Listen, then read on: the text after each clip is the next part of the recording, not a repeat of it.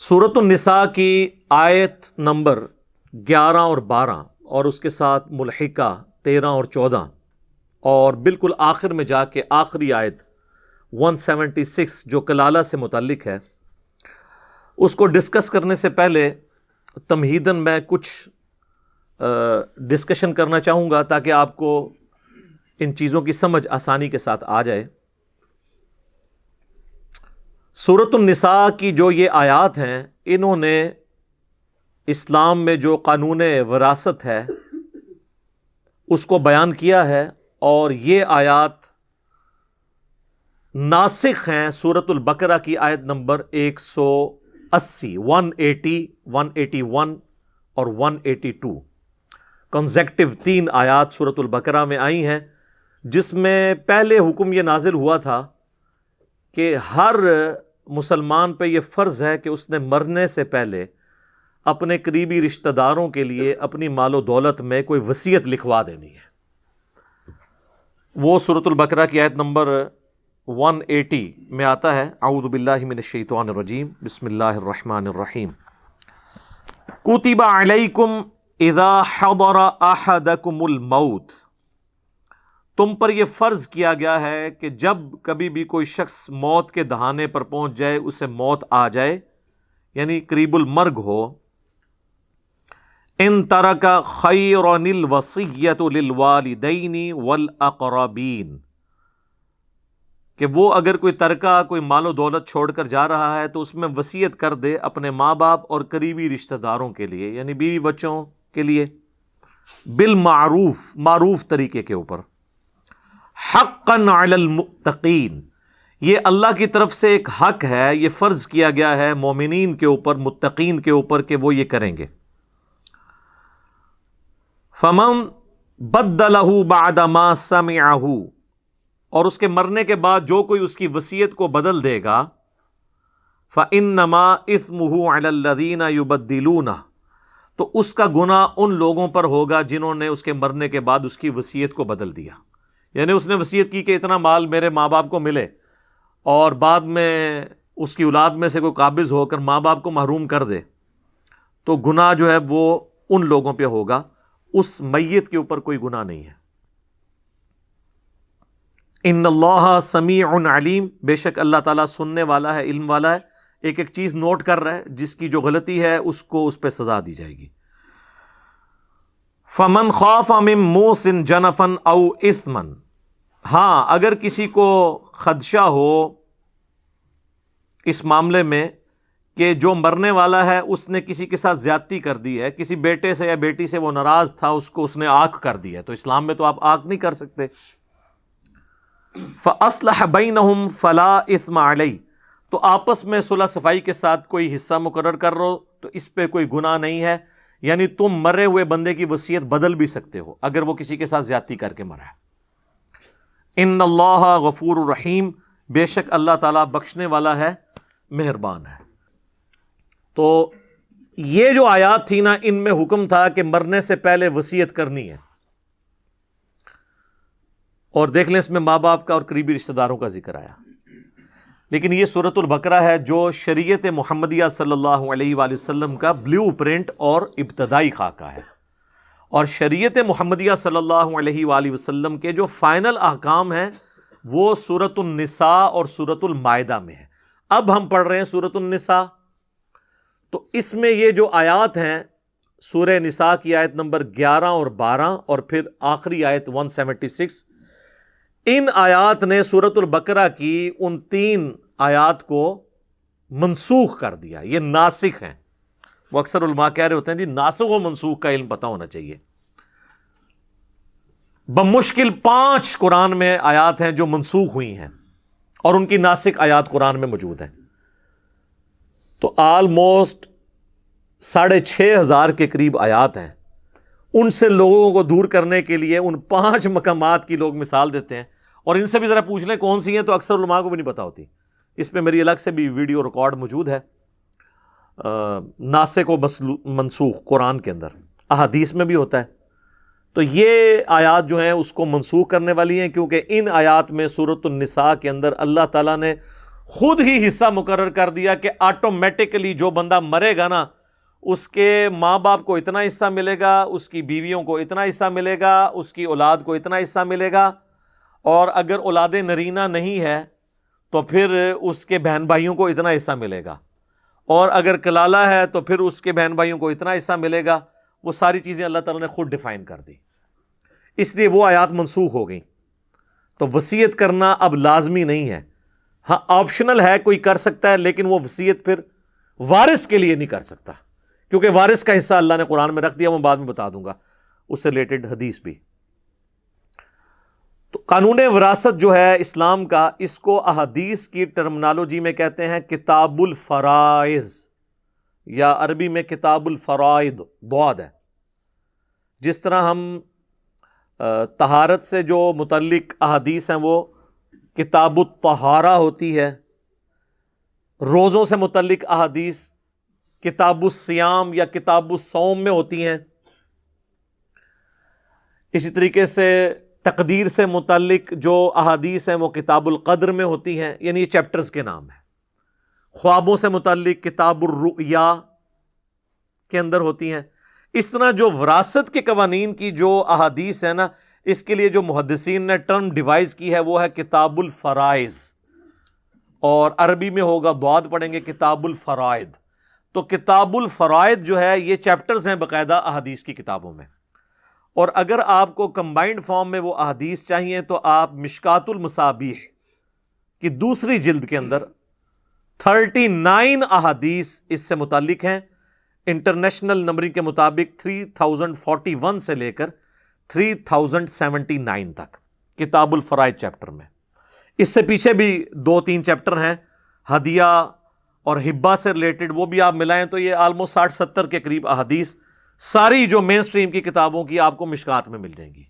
اسی لیے میں بار بار کہتا ہوں کہ مشکات شریف آپ ضرور اپنے پاس رکھیں۔ اس کا PDF آپ فری ڈاؤن لوڈ کر سکتے ہیں ہماری ویب سائٹ ahlesunnatpak.com سے، اور اگر آپ نے ڈاک میں یہ منگوانی ہے تو ہماری اکیڈمی کا نمبر صبح 9 سے شام 5 بجے تک آلموسٹ کھلا ہوتا ہے، بیچ میں نمازوں کا وقفہ ہے، بعض اوقات نمبر بیزی بھی رہتا ہے، اتنی زیادہ کالز آ رہی ہوتی ہیں، تو نو پروفٹ نو لاس کے اوپر TCS آپ کے گھر ہم صرف 2500 روپیز میں کروا دیں گے۔ اور یہ 3 جلدیں ہیں، آلموسٹ 800-900 صفحوں کی ایک جلد ہے۔ ایک جلد کی فوٹو کاپی 2000 میں نہیں ہو سکتی، اور ہم تینوں جلدیں اکیڈمی سے آ کے لیں تو 2000 کی، اور ڈاک میں منگوائیں تو 2500 کی، کیونکہ ہم نے TCS کروانا ہوتا ہے۔ تو نو پروفٹ نو لاس کے اوپر ہم دے رہے ہوتے ہیں تاکہ لوگ کتابوں کے ساتھ شغف رکھیں۔ تو اسے میں نے ڈکلیئر کیا ہے انسائکلوپیڈیا آف حدیث، بخاری، مسلم، ابو داؤد، ترمذی، نسائی، ابن ماجہ، اس کے علاوہ بھی آلموسٹ کل 13 کتابوں کے نوٹس ہیں اہل سنت کی مین سٹریم کی مشکات المصابیح کے اندر۔ یوٹیوب پہ میری ایک ویڈیو بھی ہے انٹروڈکشن آف مشکات، وہ آپ دیکھ لیں تو میں نے کافی تفصیل سے اس پہ گفتگو کی ہے۔ تو یہ مشکات اگر آپ کے پاس آ گئی تو آلموسٹ تمام ٹاپکس پہ میجورٹی احادیث آپ کے پاس ایک جگہ پہ آئیں گی، اور یہ بہت بڑی خدمت ہے۔ آج سے آلموسٹ 700 سال پہلے امام ولی الدین تبریزی المتوفی 748 ہجری، اب یہ چل رہا ہے 1442 ہجری، تو آلموسٹ 8 سے 700 سال پہلے انہوں نے یہ کتاب لکھی ہے۔ پوری دنیا کے اندر یہ اہل سنت کے مدارس کے اندر تمام مکاتب فکر جتنے ہیں ان میں پڑھائی جاتی ہے۔ تو اس کے اندر آپ کو کتاب الفرائض چیپٹر میں وہ ساری احادیث مل جائیں گی انشاءاللہ تعالی۔ قانون وراثت کے کانٹیکسٹ میں 3 ٹرمنالوجیز، 3 اصطلاحات کو آپ سمجھ لیں۔ نمبر 1 ہے ہدیہ، یا اسے ہبہ بھی کہتے ہیں، اسے عطا بھی کہتے ہیں، اسے اردو میں تحفہ بھی کہتے ہیں۔ دوسری ٹرم ہے وصیت۔ وصیت یہ ہے کہ کوئی شخص یہ کہے کہ میرے مرنے کے بعد یہ فلاں کو مل جائے۔ ہبہ یہ ہے کہ وہ اپنی زندگی میں کسی کو گفٹ کر دے۔ اور تیسری ٹرم ہے وراثت۔ وراثت یہ ہے کہ آٹومیٹکلی مرنے کے بعد جن جن کا حصہ اس دولت میں بنتا ہے وہ ان کو مل جائے گا۔ تو یہ تینوں ٹرمز الگ سے ہیں، ہبہ یا جسے ہدیہ بھی کہتے ہیں یا گفٹ، وصیت یعنی میرے مرنے کے بعد، گفٹ ہے اپنی زندگی میں اپنے ہاتھوں سے وصیت میرے مرنے کے بعد فلاں کو ملے، زندگی میں ہی مالک ہوں، اور وراثت آٹومیٹکلی ٹرانسفر ہو جائے گی مرنے کے بعد جس کا جو حصہ ہے۔ اب آ جائے اس میں پہلی ٹرم جو ہے ہدیہ۔ ہدیہ اور گفٹ یہ آپ اپنی زندگی میں اپنے قریبی رشتہ داروں کو بھی کر سکتے ہیں، کسی این جی او کو بھی کر سکتے ہیں، کسی مدرسے کو بھی کر سکتے ہیں، لیکن اولاد میں جب کریں گے تو آپ نے ایکولی ڈسٹریبیوٹ کرنا ہوگا، اور اس میں مرد و عورت کی تفریق بھی نہیں ہوگی، لڑکی ہے یا لڑکا برابر کا حصہ ہوگا۔ اس کانٹیکسٹ میں حدیث ہے صحیح بخاری اور صحیح مسلم کے اندر، سیدنا نعمان ابن بشیر رضی اللہ تعالیٰ عنہ کہتے ہیں کہ میرے والد مجھے نبی علیہ السلام کی خدمت میں لے گئے اور عرض کیا اللہ کے رسول، میں نے یہ اپنا جو بچہ ہے اس کو ایک غلام ہبہ کیا ہے، ہدیہ دیا ہے، تحفہ دیا ہے۔ تو آپ صلی اللہ علیہ وآلہ وسلم نے پہلا سوال یہی کیا کہ کیا تم نے اپنی باقی اولاد کو بھی ایک ایک غلام گفٹ کیا ہے؟ تو انہوں نے کہا نہیں۔ تو آپ نے فرمایا کیا تم یہ خواہش رکھتے ہو کہ تمہاری باقی اولاد بھی تمہارے ساتھ حسن سلوک کرے جس طرح یہ کرتا ہے؟ ان کا یا رسول اللہ جی، اپنے آگ لینے کے لیے تو ہر کو بندہ ہی تیار ہوتا ہے۔ تو آپ نے فرمایا کہ پھر تم باقی اولاد کو بھی ایک ایک غلام گفٹ کرو، یا پھر اس سے بھی واپس لے لو۔ اور مسلم شریف میں تو یہاں تک الفاظ ہیں کہ انہوں نے عرض کیا اللہ کے رسول صلی اللہ علیہ وآلہ وسلم، میں آپ کو گواہ کرتا ہوں کہ میں نے اپنے اس لائق فائق بچے کو ایک غلام گفٹ کر دیا ہے۔ تو آپ نے فرمایا مجھے اس گناہ کے کام کے اوپر، اس ظلم کے اوپر مجھے گواہ نہ کرو جب تک تم باقی اولاد کو بھی اتنا حصہ نہیں دیتے ہو۔ اور یہ ہے گفٹ، ہدیہ، اپنی زندگی میں دینا۔ اس حوالے سے ایک اور حدیث ہے صحیح بخاری کے اندر کہ اللہ کے محبوب صلی اللہ علیہ وآلہ وسلم نے فرمایا کسی کو گفٹ دے کر واپس لینے والا ایسا ہی ہے جیسا کہ کوئی کتا قے کر کے اس کو چاٹ لے، اور ہمارے لیے ایسی بری مثال نہیں ہو سکتی۔ یعنی نبی علیہ السلام نے فرمایا کہ گفٹ کسی کو دے کے واپس نہیں آپ لیں گے، یہ حرام ہے۔ اس کو سپورٹیو حدیث وہ ترمذی اور ابو داؤد کی بھی ہے جو مشکات کے اندر بھی موجود ہے، اور یہ ساری حدیثیں آپ کو مشکات میں اس چیپٹر میں مل جائیں گی انشاءاللہ، کہ نبی علیہ السلام نے فرمایا کہ کسی کے لیے یہ حلال نہیں کہ وہ کسی کو گفٹ دے کے واپس لے لے، سوائے باپ کے کہ وہ اپنی اولاد کو کوئی گفٹ دے تو وہ واپس لے سکتا ہے، کیونکہ وہ الگ سے حدیث ہے سنن ابن ماجہ کے اندر کہ تو اور تیرا مال تیرے باپ کا ہے۔ باپ اگر اولاد کو گفٹ دیتا ہے نا تو واپس لے سکتا ہے، اور آپ کسی کو گفٹ دیں گے تو آپ واپس نہیں لیں گے، کیونکہ نبی علیہ السلام نے اسے کتے کی مثال بیان کیا اور کہا کہ یہ بری مثال ہے۔ لیکن یہاں پہ یاد رکھیے گا کہ ماں باپ اپنی اولاد کو آنکھ نہیں کر سکتے۔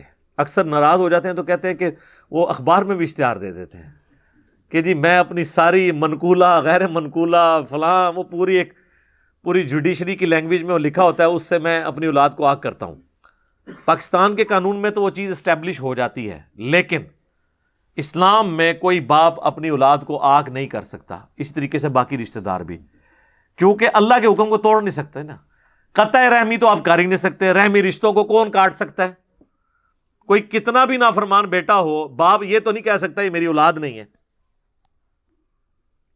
اور دوسرا، مال و دولت تو اللہ کا دیا ہوا ہے، وہ اگلی نسل میں ٹرانسفر ہونا ہی ہونا ہے، کوئی ماں باپ اپنی اولاد کو آنکھ نہیں کر سکتے۔ باقی وہ جو ناراضگی کا سبب اولاد بنتی ہے ان کا وبال اس اولاد پہ ہوگا، دنیا میں بھی آخرت میں بھی، لیکن آپ اللہ کی حد کو توڑ نہیں سکتے۔ تو یہ آنکھ والا کام جو ہے نا بالکل حرام ہے۔ اور اسی طریقے سے کوئی شخص اپنی زندگی میں سب کچھ ہی کسی مدرسے کو گفٹ کر دے، کسی این جی او کو دے دے، نہیں۔ آپ اپنی زندگی میں گفٹ بھی کریں گے نا تو اپنے پورے مال کا 1/3 حصہ صرف گفٹ کر سکتے ہیں، اور یہ بھی زیادہ سے زیادہ ہے اور پسندیدہ نہیں ہے۔ 1/3، اگرچہ اس پہ ڈائریکٹ حدیث کوئی نہیں ہے، لیکن ایک اور حدیث ہے جو وصیت سے متعلق ہے، اس میں 1/3 کا ذکر ہے۔ اس کو دیکھتے ہوئے اکثر جو اہل سنت کے علماء ہیں ان کا یہی موقف ہے کہ آپ اپنا 1/3 سے زیادہ مال کسی کو گفٹ نہیں کر سکتے، اور نہ اپنی زندگی میں اپنے ہاتھوں سے وراثت تقسیم کر سکتے ہیں. یہ بھی بعض لوگ کہتے ہیں نہیں پچھو لڑن گے میں آپ ہی ونڈ جاواں. نہیں، وراثت شروع ہی ہوتی ہے مرنے کے بعد. زندگی میں آپ کیسے بانٹ سکتے ہیں؟ آپ بانٹ کے سائڈ میں ہوئے، ایک بیٹا مر گیا، ہاں تو وہ اس بیٹے کو جو آپ نے دیا ہوا ہے وہ تو اس کا حق ہی نہیں تھا. اب الٹا اس کی دولت آپ کو ملے گی، تو آپ نے خود ہی اپنی دولت اس کو دے دی. نہیں، مرنے کے بعد وراثت شروع ہوگی، زندگی میں ہبہ ہوگا. اب وہ دوسری ٹرم اس کی طرف آ جائیں، وہ ہے وصیت. وصیت کے حوالے سے جامعہ ترمذی اور ابو داؤد میں حدیث ہے جو مشکات میں موجود ہے کہ اللہ کے محبوب صلی اللہ علیہ وآلہ وسلم نے فرمایا کہ اللہ نے اپنی کتاب کے اندر وارث کا حصہ رکھ دیا ہے، یعنی قرآن کے اندر. اب کسی کے لیے حلال نہیں کہ وہ اپنے وارث کے لیے کوئی وصیت کرے کہ یعنی یہ میرا بیٹا بڑا خدمت گزار ہے تو اس کو وہ حصہ تو ملے ہی ملے جو میرے مرنے کے بعد جائیداد میں سے ملنا ہے، اور کچھ میرا یہ فالتو جو چیز ہے یہ بھی اس کو ملے. نہیں، اس کو اتنا ہی ملنا ہے جتنا اللہ نے اپنی کتاب کے اندر رکھا ہے. تو وارث کے لیے وصیت نہیں ہو سکتی، وصیت ادر دین وارث ہوگی. مثلا کسی لے پالک بچے کو آپ وصیت کر سکتے ہیں کیونکہ وہ تو آپ کا حقیقی نہیں ہے، تو آپ کی وراثت تو نہیں اسے ملے گی. کسی این جی او کو کر سکتے ہیں، کسی ایسے رشتہ دار کو کر سکتے ہیں جسے وراثت میں حصہ تو نہیں ملنا لیکن اس نے آپ کی بڑی خدمت کی بڑھاپے میں، کوئی آپ کا خادم ہے تو آپ اسے وصیت کر سکتے ہیں، اور 1/3 تک کر سکتے ہیں. جو آٹومیٹکلی ملنا تھا نا کسی کو، اس سے بڑھ کر. اسی طریقے سے کسی کا بیٹا فوت ہو گیا تو اب پوتوں اور پوتیوں کو تو جائیداد میں حصہ نہیں ملے گا، تو دادا جو ہے اپنی زندگی میں اپنی بہو کے نام پہ، اپنے پوتے اور پوتیوں کے نام پہ 1/3 مال کی وصیت کر سکتا ہے، اور گفٹ بھی دے سکتا ہے 1/3 مال. یہ 1/3 کا فگر اس حدیث سے ہے جو بخاری اور مسلم دونوں میں ہے. صحیح بخاری اور صحیح مسلم کی متفق علیہ حدیث ہے، یعنی دونوں کتابوں میں ہے. سعد ابن ابی وقاص رضی اللہ تعالیٰ عنہما کہتے ہیں کہ فتح مکہ کے موقع پر میں اتنا بیمار ہوا کہ مجھے یہ یقین ہو گیا کہ اب میں زندہ نہیں بچ پاؤں گا. حالانکہ وہ اس کے بعد بھی تقریباً آپ سمجھ لیں 45 سال تک زندہ رہے ہیں، اور 56 ہجری میں حضرت معاویہ کے دور میں سب سے آخری بدری صحابی جو فوت ہوئے وہ سعد ابن ابی وقاص ہے رضی اللہ تعالیٰ عنہما. تو اس زمانے میں علم غیب نہیں ہوتا تھا نا، بزرگوں کو تو پہلے ہی پتا چل جاتا ہے کہ اب مرنے والے ہیں. ان کو بھی پتا چل گیا تھا مرنے والوں لیکن نہیں مرے، اور اللہ کے نبی علیہ السلام ان کی عیادت کرنے ہیں اور آپ نے بھی نہیں فرمایا کہ تم کو نہیں مرنا.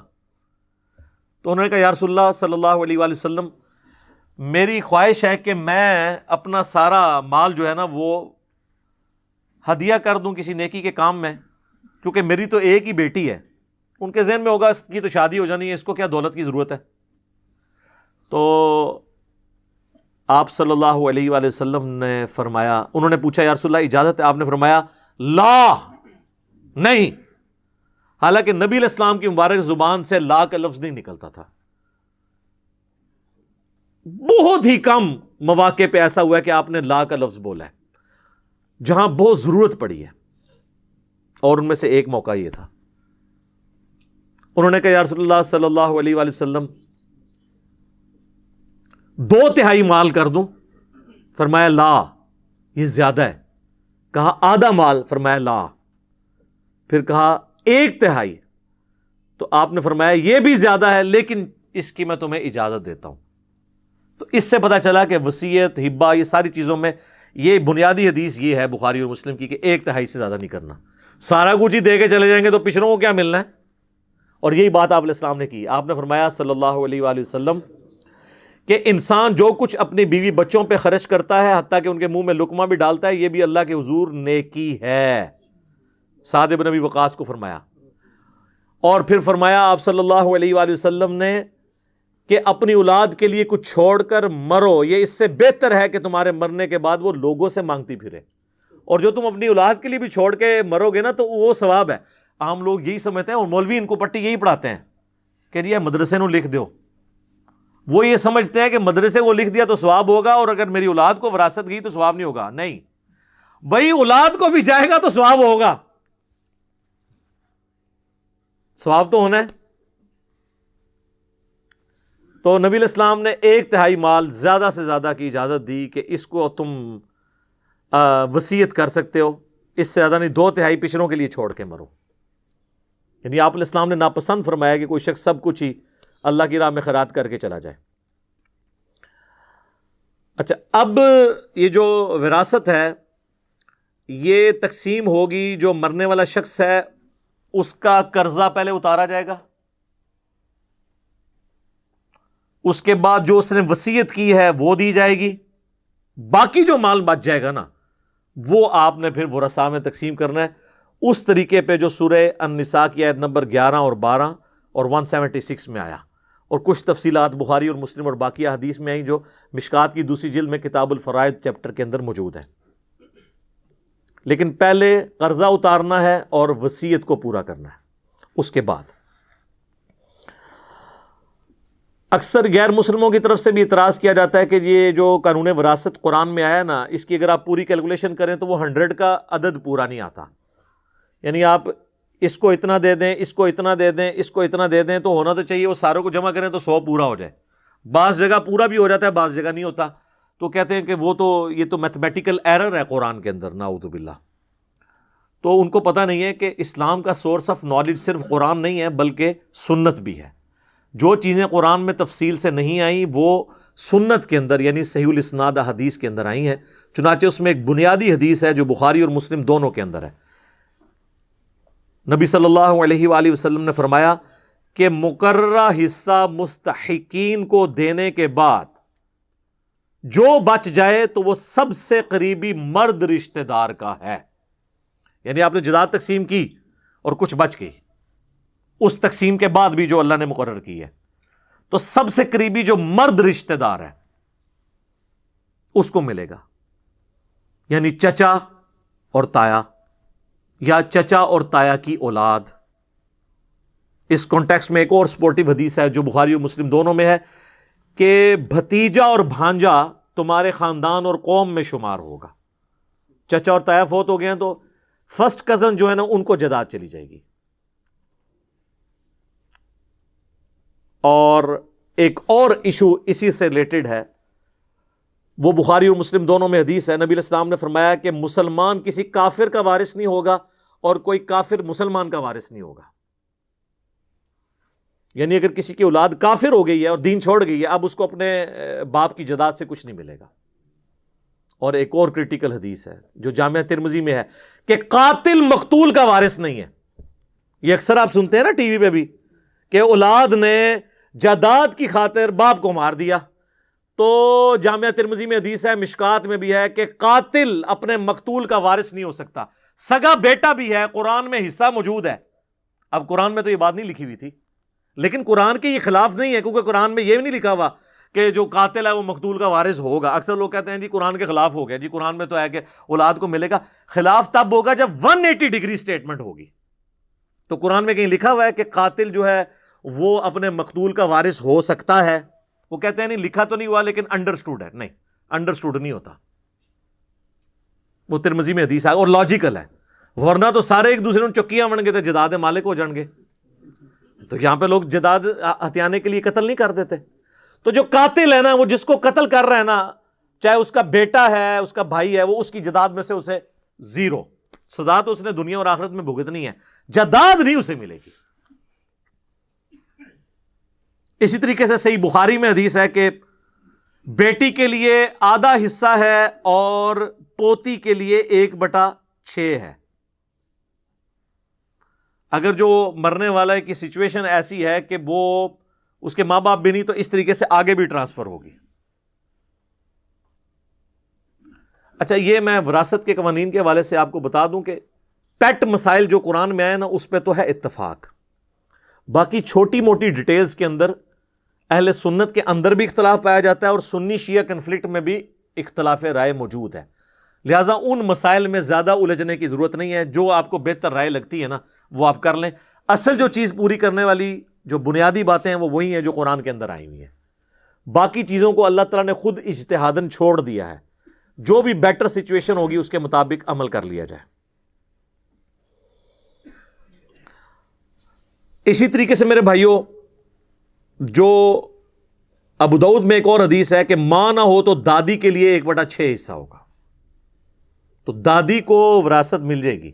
دادے کی وراثت پوتے تک نہیں آتی, لیکن پوتا اور پوتی کی وراثت چلی جاتی ہے ادھر تک. اب کسی کے دماغ میں ہے کہ ایسا کیوں ہے, تو قرآن میں اس کا ذکر آ جائے گا انہی آیات میں کہ اللہ بہتر جانتا ہے کہ کون کس چیز کا زیادہ حقدار ہے. مورل لاز جو ہے نا وہ ہوتے ہیں ریویلڈ نالج, وہی کے علم سے. آپ اپنے سوشل لاز بنا سکتے ہیں جو اس اعتبار سے ٹریفک کے قوانین بھی بنا لیں, لیکن جو مورل ویلیوز ہیں نا یہ اللہ نے بتانی ہے. ورنہ تو مرد کوئی قانون بنائیں گے تو وہ مردوں کو ڈومینیٹ رکھیں گے, عورتیں کوئی قانون بنائیں گی تو عورتوں کو ڈومینیٹ رکھیں گے. یعنی اگر مردوں کے اختیار میں ہوتا تو یہ حدیث وہ اپنے بارے میں کر لیتے ہیں, جو حدیث ہے سنن نسائی میں کہ جنت تیری ماں کے قدموں کے پاس ہے. تو مردوں پہ ہوتا تو وہ کہتے ہیں نہیں باپ کے قدموں کے پاس ہے. ٹھیک ہے, تو یہ ڈیفائن انہوں نے نہیں کرنا, بلکہ جس طرح بخاری مسلم میں ایک اور حدیث ہے کہ ایک صحابی نے کہا مجھ پہ سب سے زیادہ حق کس کا ہے, میری حسن سلوک کے سب سے زیادہ حقدار اس روئے عرض پہ کون ہے؟ فرمایا تیری ماں. دوسری بار پوچھا فرمایا تیری ماں. تیسری بار پوچھا فرمایا تیری ماں. چوتھی دفعہ فرمایا تیرا باپ. تو وومن رائٹس اسلام نے اس حوالے سے دی ہیں کہ ماں کا 3 گنا زیادہ حق ہے اپنی اولاد پہ ایز کمپیئر ٹو باپ کے. اب مردوں پہ ہوتا تو انہوں نے 3 اپنے رکھنے تھے اور 1 ماں کا, یا بہت کوئی زور لگاتے تو برابر برابر رکھ لیتے. تو مورل لاز کس نے بتانے ہیں؟ اللہ نے, جو کریٹر ہے. اب میرے بھائیوں جو وراثت کی آیات ہیں ان کو ہم ڈسکس کرتے ہیں, لیکن میں ایک بلو پرنٹ آپ کے سامنے رکھ دیتا ہوں اوورال ان آیات کا, تاکہ آپ کو پتہ چل جائے بنیادی قانون جو اس کے اندر بیان ہوا ہے کہ میجورٹی کیسز میں یہی ہے کہ مرد کو 2 حصے ملے گا وراثت کا, عورت کو 1. اور اس میں حکمت یہ ہے کہ عورت نے تو شادی ہو کے دوسری جگہ جانا ہے, ادھر سے بھی اس کو حصہ ملنا ہوتا ہے, اور مرد نے چونکہ خاندان کے معاملات چلانے ہوتے ہیں, عورت نے تو باہر جا کے کام کر کے تو نہیں سارے معاملات چلانے ہوتے ہیں. یہ بنیادی اصول ہے کہ زیادہ تر کیسز میں 99% کیسز میں کہیں پہ برابر بھی ہو سکتا ہے, وہ ایکسیپشنل کیسز ہیں کہ مرد کو 2 حصے ملیں گے, اور یعنی لڑکے کو 2 حصے اور لڑکی کو 1. اور زیادہ تر کیسز میں اسی طریقے سے کیس بنے گا کہ ماں باپ بھی کسی کے ہیں مرنے والے, اولاد بھی ہے, تو ماں کو 1/6 1/6, باپ کو بھی 1/6, لیکن بیوی کو 1/8 اس کو کم ملے گا. اور اگر 1 سے زیادہ بیوی ہیں تو 1/8 ہی ان میں ڈیوائڈ ہوگا. یہ نہیں ہے کہ ہر بیوی کو الگ الگ 1/8 ملے گا, نہیں, 1/8 ہے. 2 بیوی ہیں تو دونوں کو 1/16 مل جائے گا, وہ جمع کریں گے 1/8 ہو جائے گا. لیکن ماں باپ کو اللہ نے زیادہ حصہ دیا ہوا ہے کہ ماں کو الگ سے 1/6 ملے گا, باپ کو الگ سے 1/6 ملے گا. اور لڑکا ہے تو 2 حصے اور لڑکی ہے تو 1 حصہ. لیکن لڑکا اور لڑکی کے یہ حصے بعد میں ملیں گے. سب سے پہلے کام کیا ہوگا کہ اس کا قرض اتارا جائے گا مرنے والے کا, پھر وصیت, اور پھر جو مال ٹوٹل بچے گا نا اس پورے مال کو آپ نے 1/6 پہ ڈیوائڈ کرنا ہے. تو حصہ بنے گا ماں کا اور اتنا ہی باپ کا, اور پورے مال کو 1/8 سے ڈیوائڈ کرنا ہے, یعنی 1/8 کرنا ہے اس کا, ڈیوائڈ کریں گے 8 کے اوپر, ملٹیپلائی بائی 1/8 ہوگا. ریاضی دی غلطیاں نہ کرنی شروع کر دینا. تو 6 پہ ڈیوائڈ کریں گے پورے مال کو, تو ماں کا پورے مال میں سے اور اتنا ہی باپ کا, اور پورے مال کو ڈیوائڈ کریں گے 8 کے اوپر تو بیوی کا, اور اب جو بچ گیا تو وہ کتنا بچے گا, سارے نکال کے نا, اب کچھ رقم بچ جائے گی, مال و دولت کچھ بھی, تو اس کو آپ نے اس طرح ڈیوائڈ کرنا ہے کہ لڑکی کو 2 حصہ اور لڑکے کو 2 حصے اور لڑکی کو 1. مثلا 2 بیٹیاں ہیں اور 3 بیٹے ہیں, تو بڑا آسان طریقہ ہے نکالنے کا, 2 بیٹیاں 3 بیٹے, تو چونکہ بیٹوں کو 2 حصہ ملنا ہے تو آپ سمجھ لیں وہ 3 نہیں 6 بن گئے, تو 6 حصے یہ ہو گئے, اور 2 بیٹی کے کتنے ہو گئے 8. تو جو مال بچ گیا اس کو 8 پہ ڈیوائڈ کریں گے, جو رقم نکلے بیٹی کو اتنی, اور جو رقم نکلے اس سے ڈبل بیٹوں کو. تو یہ آسان طریقہ ہے کیلکولیٹ کرنے کا. باقی پھر اس میں یعنی اگر اولاد نہیں ہے تو پھر بیوی کو ڈبل ہو جائے گا, 1/8 کی بجائے 1/4 آ جائے گا. اور اس طریقے سے بیوی مری ہے تو خاوند کو ملے گا 1/4، اور اگر اولاد نہیں ہے اس کی تو پھر خاوند کو ڈبل ملے گا، آدھا۔ تو یہ اس کی باریکی ہیں، وہ انشاءاللہ ساتھ ساتھ کور میں کر دوں گا۔ میں آپ کو نومیریکل کے طور پر ایک مثال بیان کر دیتا ہوں کہ سپوز ایک بندہ 10 لاکھ روپے کا مال و دولت چھوڑ کر مرا ہے، اس کی جیولری، اس کی جائیداد، زمینیں ملا کے اس کی ٹوٹل مالیت 10 لاکھ ہے۔ اچھا، اکثر لوگ فون کر کے پوچھ رہے ہوتے ہیں جی مکان ہے جی کس طرح تقسیم کریں؟ سر دنیا کوئی فارمولہ نہیں مکان نو تقسیم کرنے دا کہ اینیاں اٹاں فلانے نو دے دو، مکان ہے تو اس کو لیکویڈیٹ کریں۔ وراثت کے مسائل ہمیں لوگ آگے پوچھتے ہیں، میرے بھائی ہم آپ کو اصول بتائیں گے، اب وہ کام آگے تو پراپرٹی ڈیلر کا کام تو ہم نے نہیں کرنا۔ آپ کو یہ تو بتا سکتے ہیں شادی کرنا سنت ہے اور یہ کوالٹیز لڑکے اور لڑکے میں ہو، رشتہ تو آپ کو ڈھونڈ کے نہیں دے سکتے۔ تو یہاں پہ بھی یہ آپ نے خود کرنا ہے، جو بھی دولت ہے اس کو آپ یہ سپوز کر لیں کہ آپ نے اس کو لے کے آنا ہے پیسوں کی فارم میں، اس کے بعد ہی تقسیم ہوگی نا۔ یہ تو ہو ہی نہیں سکتا کہ آپ کہیں جی اتنی دکانیں ہیں، 3 میں انہوں دے دیا، 2.5 انہوں دے دیا، بھائی قیمت جب تک نہیں لگوائیں گے کیسے پتہ چلے گا؟ ایک دکان کی ہو سکتا ہے اس کی ایک دکان 3 سے زیادہ مہنگی ہو، تو بہتر ہے کہ ساری جائیداد کو بیچیں۔ ہاں یہ ہو سکتا ہے کہ اگر ورثہ خود آپس میں کچھ کر لیں طے کر کے، پھر جواز موجود ہے، لیکن وہ والا طے نہ ہو جس طرح وہ کہتے ہیں جی وہ بہنوں نے تو کہہ دیا ہم نے لینا ہی نہیں ہے اور بہنوں نو فارغ کر دینا۔ میں تک نہ کسی بھن دے ہاتھ جا کے تسی 3 لاکھ روپے رکھو تو پھر بھرا نو کہ اے لے بھرا ہے گفٹ لے لے۔ وہ بہنوں کو پتہ ہوتا ہے کہ جناب یا بھرا رکھ لئیے یا جائیداد لے لئیے، کیونکہ عورتوں کو تو ہر وقت انسیکیورٹی رہتی ہے نا کہ اگر ہم یہاں سے طلاق ہوگی تو پیچھے ہم کہاں جائیں گی۔ تو ان کو رشتہ داروں کا، اور اکثر اوقات عورتوں کے اندر یہ خامی ہے کہ ان کو اپنے بھائی اور بھائیوں کی اولاد بعض اوقات اپنے خاوند اور اپنی اولاد سے بڑھ کے عزیز ہوتے ہیں، چاہے وہ جتنا مرضی ذلیل کریں ان کو۔ تو اس لیے وہ کہتے ہیں جائیداد نہ ہی لیں ان سے۔ ویسے تو آپ ذرا جو کہتے ہیں نا جی اس طرح گفٹ ہو سکتا ہے، تو وہ عورت ایک دفعہ پیسے لے اور اپنے خاوند اور بچوں کو بھی بتا دے کہ جی میرا 30 لاکھ روپے مجھے ملا ہے باپ کی طرف سے، تو بچوں میں آپ کو گواہ کرتی ہوں کہ میں اپنے بھائی کو گفٹ کر رہی ہوں، تو میں تک نہ کیڑا بچہ کرن دینا ہے۔ سب کہانیاں بنائی ہوئی ہیں، ان سے نمازیں پڑھوا لیں، داڑیاں رکھوا لیں، باقی سارے نیکی کے کام کروا لیں، بہنوں کی جائیداد یہ ہڑپ کر لیتے ہیں۔ اور وہ ہم پڑھ چکے ہیں سورہ نساء میں کہ جو لوگ یتیموں کا مال نہ حق کھا رہے ہیں، جائیداد چاہے یتیم کی ہو یا غیر یتیم کی، وہ اپنے پیٹوں میں دوزخ کی آگ بھر رہے ہیں۔ ہاں جی، اور بخاری مسلم میں حدیث ہے جس نے ایک بالشت کسی کی زمین دبا لی 9 انچ، 7 زمینوں کا توق اس کے گلے میں ڈالا جائے گا قیامت والے دن۔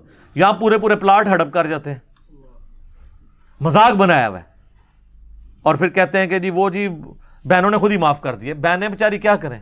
اور بعض اوقات یہ بھی کیڑا ہوتا ہے کہ جی وہ یہ بہن جب ہم نے شادی کی تھی اس کو زیور اور ہم نے جہیز دے دیا تھا تو وہی وراثت ہوگی۔ نہ سر، وہ ہبہ ہے، گفٹ ہے۔ وراثت تو مرنے کے بعد ہوتی ہے، اس کا وراثت سے کوئی تعلق نہیں ہے، وراثت تو آپ کو دینی ہوگی۔ اور کئی اس سے زیادہ ہوشیار بنتے ہیں نا تو وہ مطلب اپنی زندگی میں ہی نا وہ جو ماں باپ ہے نا وہ اپنے بیٹوں کے نام کر کے نا جائیداد، اور بیٹیوں کہتے ہیں کہ تنو اینا نا سی زیور پاتا ہے جہیز تو تسی تو وراثت نہیں لبنی۔ تو اب مجھے بتائیں بچیوں نے کیا ماں باپ کو کیا کہنا ہے؟ زیادتی کر رہے ہوتے ہیں۔ ہمارے پاس تو کئی ایسے نیک سیرت لوگ بھی ہیں کہ انہوں نے کہا کہ جی ہمارا باپ اس طرح ہماری بہنوں کو محروم کر گیا تھا، لیکن ہم چاہتے ہیں کہ اپنے باپ کو اس عذاب سے بچائیں جو آخرت میں وہ بھگت رہا ہوگا۔ تو اب مرنے کے بعد ہم بہنوں کو جائیداد دے دیں، تو میں کہتا ہوں بالکل ضرور دیں۔ اور کئی لوگ کہتے ہیں جی خود بھگتیں گے، ہمارا تو کوئی قصور نہیں ہے۔ تو پھر میں ان کہتا ہوں لعنت ہے تیری اولاد ہونے کے اوپر کہ جس باپ نے اتنی محنت سے کمایا تیرے لیے، اور کمایا اس نے تھا اور تجھے دے کے چلا گیا، اور تو اس کے کمائے ہوئے سے اس کی بچیوں کو دے کر اس کو آخرت کے عذاب سے بچانے کے لیے تیار نہیں ہو رہا، تو لعنت ہے تیرے اوپر۔ تو کیسی اولاد ہے کہ تو نے کمایا بھی نہیں، کمایا تیرے باپ نے تھا، تجھے گفٹ کر گیا، غلط کام کر گیا، اور اب تو اپنے باپ کو عذاب سے بچانے کے لیے اپنے باپ کا مال ہی اسی کی اولاد کو دینے کے لیے تیار نہیں ہو رہا۔ تو یہ بھی لوگ کرتے ہیں۔ تو انسان کو غور کرنا چاہیے کہ وہ صرف چند ایک رسومات تک دین کو فالو کر رہا ہے، کیا وراثت کے قوانین میں بھی اس نے دین کا کوئی حصہ رکھا ہوا ہے، یا اس کو اسی طریقے سے چھوڑ دیا؟ تو اب سپوز کوئی بندہ 10 لاکھ روپے چھوڑ کر مرا ہے، 2 لاکھ اس پہ قرضہ تھا، باقی کتنے رہ گئے؟ 8 لاکھ۔ 1,00,000 کی اس نے کوئی وصیت کی ہوئی تھی کسی این جی او کے لیے, مدرسے کے لیے, کسی غریب آدمی کے لیے. باقی کتنے رہ گئے؟ 7,00,000. اب یہ جو 7,00,000 بچا ہے نا, اس کو آپ سیدھا 8 کے اوپر ڈیوائڈ کریں گے اور جو نکلے گا سیدھا اس کی بیوی کو جائے گا. وہ بن رہا ہے 87,500. اور اگر 2 بیوی ہیں تو 87,500 کو 2 پہ ڈیوائڈ کر کے دونوں کو آدھا آدھا دیں گے. اور یہ پورا مال 7,00,000 اس کو دوبارہ سے آپ نے ڈیوائڈ کرنا ہے 6 کے اوپر, تو یہ بنے گا 1,16,667. 667. بیوی کا تو بنا تھا 87,500, یہ بنا 1,16,667. 667 زیادہ. تو اتنا ہی ماں کو, اتنا ہی باپ کو. ماں کو بھی دے دیا, باپ کو بھی دے دیا, بیوی کو بھی دے دیا. تو اب جو 7,00,000 میں سے آپ بیوی کا بھی نکال دیں, ماں کا بھی نکال دیں, باپ کا بھی نکال دیں, جو باقی بچے گا نا وہ اب اولاد میں تقسیم ہونا ہے. اگر 2 بیٹے 1 بیٹی ہے تو ہم یہ سمجھ لیں گے کہ 2 نہیں 4 ہیں, کیونکہ بیٹے کو ڈبل ملنا ہے. تو 4 اور 1 بیٹی 5. 5 پہ ڈیوائڈ کریں گے تو جو رقم آئے گی نا وہ آپ دے دیں گے اس کی بیٹی کو, اور اتنی رقم ڈبل کر کے, یعنی 2 دفعہ بیٹے 1 بیٹے کو اور 2 دفعہ دوسرے بیٹے کو. یہ سمپل ہے. باقی میں نے آپ کو ایک جنرل پورا ایک بلیو پرنٹ کلیئر کر دیا. سورہ نساء کی آیت نمبر 11 اور 12 ہم جلدی سے کور کر لیتے ہیں, اور کلالہ والی آیت جو آخری ہے 176 اس کو بھی. باقی جب وراثت کے اس طرح کے ایشو آئے نا تو خود کاپی پینسل لے کے بیٹھنے کی بجائے کسی سمجھدار بندے سے رابطہ کریں, کسی عالم دین کے پاس چلے جائیں اور صرف اس پہ بھی رلائی نہ کر لیں, اس کو کہیں بتائیں کہاں لکھا ہوا ہے, کس طریقے سے ڈیوائڈ ہوگا. اور یہ فون پہ نہیں یہ مسئلے حل ہوتے ہیں. اکثر لوگ فونوں کے چکر میں پڑے ہوتے ہیں, فون پہ نہیں پتا ہوتا. اب فون پہ کیسے پتا ہے کسی پہ کیا قرضہ ہے؟ کئی لوگ مسائل پوچھتے ہیں, وہ آدھی بات بتاتے ہیں آدھی بتاتے نہیں ہیں. فون پہ نہیں ہے, ریٹن میں فتویٰ مانگا جاتا ہے اور اس میں سارے سٹیک ہولڈر موجود ہوں. یہ نہ ہو کہ آپ غلط بیانی کر رہے ہو. ہماری اکیڈمی میں لوگوں کے فون آتے رہتے ہیں جی یہ تقسیم کر دیں جی. وہ میرے بھائی پوری دنیا میں اور کوئی جگہ نہیں ہے. وراثت کی تو چیزیں وہ ہیں جو قرآن کے اندر آئی ہیں, اس میں تو اختلاف ہی کوئی نہیں ہے. اس میں تو حنفی شافی والا مسئلہ ہی نہیں وراثت کے قوانین کے اندر. میجورٹی چیزوں میں وہ بہت ایکسیپشنل کیس ہے جس میں کوئی چیز ایسی آ جائے, ادروائز عام جو کیسز ہوتے ہیں نا وہ اسی طریقے سے ہو رہے ہوتے ہیں. تو اس کے لیے جو ہے نا وہ آپ کسی بھی ذمہ دار عالم دین سے رابطہ کریں, خود اس کے پاس کیلکولیٹر لے کے بیٹھ جائیں اور ڈیوائڈ کر کے جو جو حصہ بنتا ہے جس جس کا بنتا ہے وہ اس کو دیں. اور یہ جو بہنوں سے معافی والا چکر ہے نا, اس سے آپ بچ کے ہی رہیں, یہ بہت بڑا فتنہ ہے.